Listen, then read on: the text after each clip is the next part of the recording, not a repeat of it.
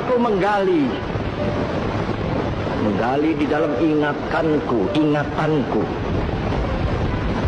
menggali di dalam ciptaku, menggali di dalam khayalku,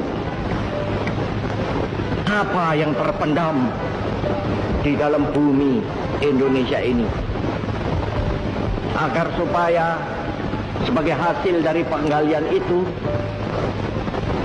dapat dipakainya sebagai dasar daripada negara Indonesia merdeka.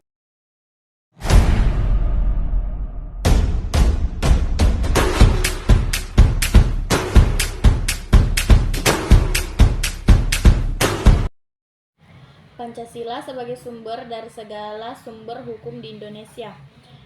Pancasila adalah pilar ideologis negara Indonesia. Nama ini terdiri dari dua kata dari Sanskerta. Panca berarti 5 dan sila berarti prinsip atau asas. Pancasila merupakan rumusan dan pedoman kehidupan berbangsa bagi seluruh rakyat Indonesia.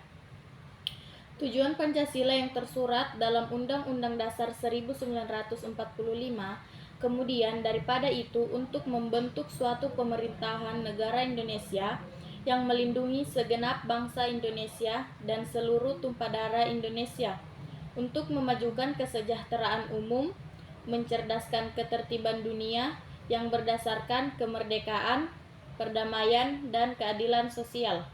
Landasan Pancasila sebagai sumber dari segala sumber hukum yang pertama, seperangkat norma fundamental negara yang bersifat abstrak dan menjadi sumber hukum. Yang kedua, meliputi aturan dasar, aturan pokok, dan kontribusi negara. Yang ketiga, undang-undang. Dan yang keempat, aturan pelaksana, peraturan pemerintah, dan peraturan daerah. Undang-undang yang terkait Pancasila sebagai sumber dari segala sumber hukum di Indonesia.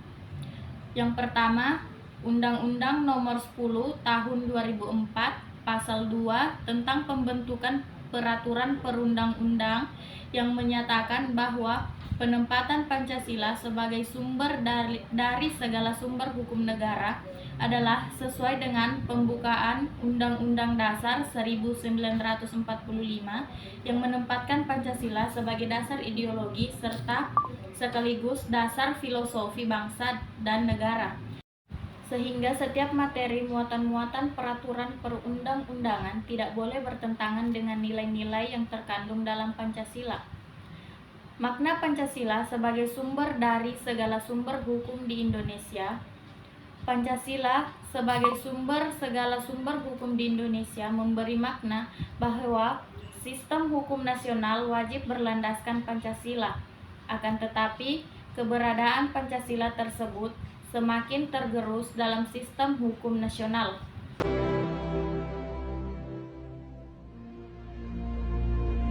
Menjelang kekalahannya di akhir Perang Pasifik, tentara pendudukan Jepang berusaha menarik dukungan rakyat Indonesia dengan membentuk Dokuritsu Junbi Tyosakai, atau Badan Penyelidik Usaha-Usaha Persiapan Kemerdekaan Indonesia, BPUPKI.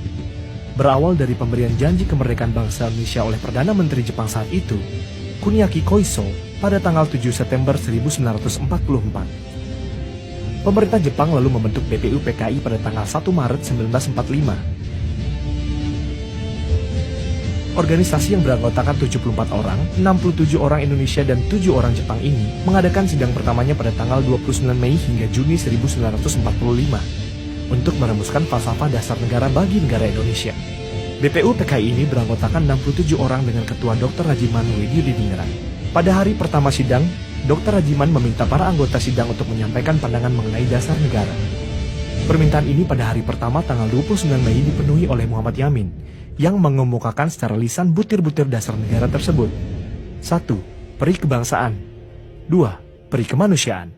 3. Peri ketuhanan. 4. Peri kerakyatan. Dan 5. Peri kesejahteraan rakyat. Pada tanggal 31 Mei 1945, Profesor Supomo menyampaikan butir-butir nilai yang diusulkannya menjadi dasar negara. 1. Persatuan. 2. Kekeluargaan. 3. Keseimbangan lahir dan batin. 4. Musyawarah. 5. Keadilan rakyat. Hampir separuh anggota badan tersebut menyampaikan pandangan dan pendapatnya. Namun belum ada satupun yang memenuhi syarat suatu sistem filsafat dasar untuk membangun Indonesia merdeka. Pada tanggal 1 Juni 1945, Bung Karno mendapatkan giliran untuk menyampaikan gagasannya tentang dasar negara Indonesia merdeka. Insinyur Soekarno berpidato 5 dasar negara. 1. Kebangsaan Indonesia. 2. Internasionalisme atau peri kemanusiaan. 3. Mufakat dan demokrasi. 4. Kesejahteraan sosial. 5. Ketuhanan yang Maha Esa.